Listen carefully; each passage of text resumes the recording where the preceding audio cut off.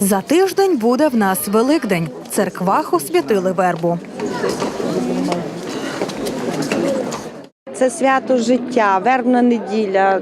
Ми взагалі радість приносить свято це дітям нашим, внукам, всім, хто зараз був в цій церкві. Чекаємо з нетерпінням, з Божим благословенням Пасхи. На богослужіння у греко-католицький собор зійшло кілька тисяч вірників. Хто не вмістився в церкві, став на дворі. Всі радісні, у кожного в руках гілочки, як називають у народі, котиків чи шутки. Незважаючи на піст, цей день прийнято вважати святом.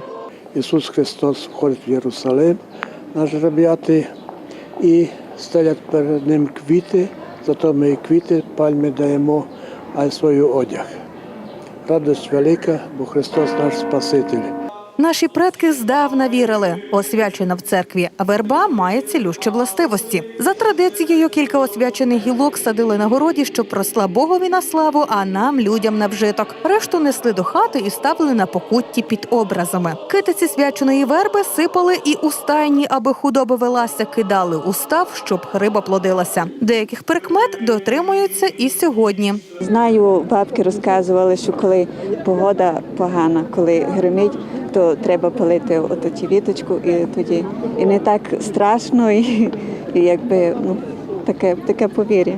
Не я б'ю, верба б'є. За тиждень Великдень вигукують дітлахи, б'ючи один одного освяченими гілками верби. Нічого дивного, вербна неділя. Традиція, зустрічаючи дорогою з церкви знайомих, легко їх бити і промовляти ці слова, збереглась і сьогодні. Отець Іван пригадує, імпонувала така традиція і йому, коли був 9-річним хлопчиною. І я, коли був хлопчиком, то так їм сестру швакнув.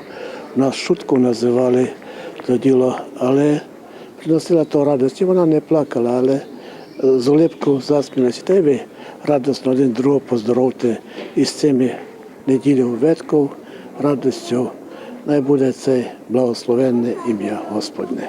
Каже, якщо така традиція радість приносить, то хай і залишається, а Бог благословить. А от сім'я пана Валерія тільки почала вивчати церковні традиції. Кілька років тому переїхала на Закарпаття. З приїздом і почали ходити до церкви. Відтак тільки дізнаються про звичаї свята, але вже мають власні сімейні традиції. Ми таких прикмет не знаємо, але ми приносимо до хати і розкладаємо в кімнатах.